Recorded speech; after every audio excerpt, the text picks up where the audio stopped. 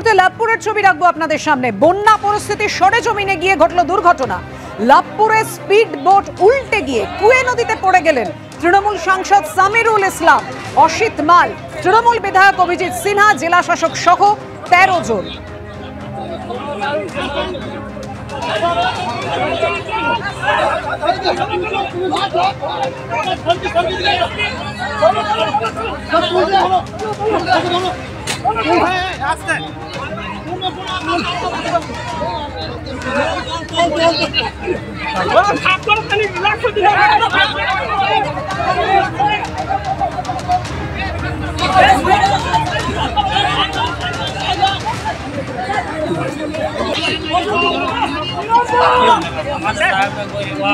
বিপর্যয়ের আগে এবং বিপর্যয়ের পরের ছবি যে মুহূর্তে উদ্ধার করে নিয়ে আসা হচ্ছে সাংসদ সামিরুল ইসলাম, অসিত মাল, তৃণমূল বিধায়ক অভিজিৎ সিনহাকে, সেই মুহূর্তের ছবি আপনাদের সামনে রেখেছি।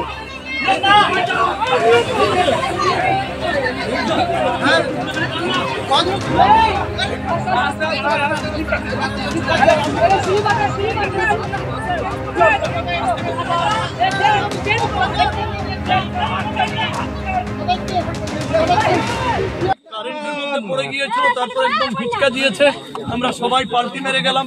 এবার জলে পড়ার পরে আমি তো সাঁতার জানি, কিন্তু জলে পড়ার পরে এত কারেন্টে পড়েছি, তলিয়ে যাচ্ছি একদম মানে মৃত্যুর শিওর হয়ে গেছে আর কি।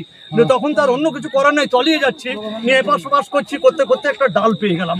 ওই ডালটা পাওয়ার পরিপ্রেক্ষিতে তখন আমি আস্তে আস্তে একটু দেখে উঠতে পারলাম আর কি। তারপর ডালটা পেয়েছিলাম বলে, নাহলে কি করে দুর্ঘটনাটা ঘটলো অসুবিধা।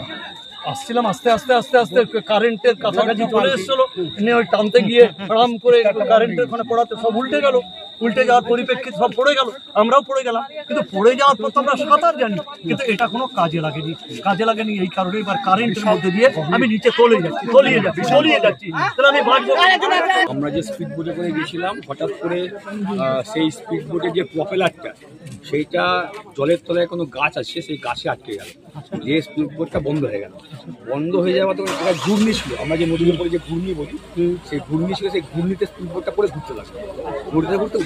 আচ্ছা, তারপর আমরা কোনো রকম একটা গাছের ডাল ধরলাম, ধরার পরে অনেকটা করে নদীর জল খেয়ে ফেলেছি, এবং তারপরে আস্তে আস্তে সবাইকে সামনে হাতে জল করলাম, এবং তারপরে গ্রামের লোকরা ছুটে গেল, তারা তাড়াতাড়ি জলে নামলো এবং দড়ি দিল, আমাদের দড়ি ধরে লাইভ জায়গা ছিল। কিন্তু অ্যাকচুয়ালি যখন হয়ে গেল, মানে যখন ঘূর্ণিতে পড়ে গেল বোটটা, এবং বোটটা বন্ধ হয়ে গেল, যেহেতু ওই গাছের তলাতে ওই মাটি মানে জলের তলাতে একটা গাছ ছিল, গাছের জন্য বোটটা চললো না। এই মুহূর্তে কেমন আছে? আপনার সুস্থ হয়েছে?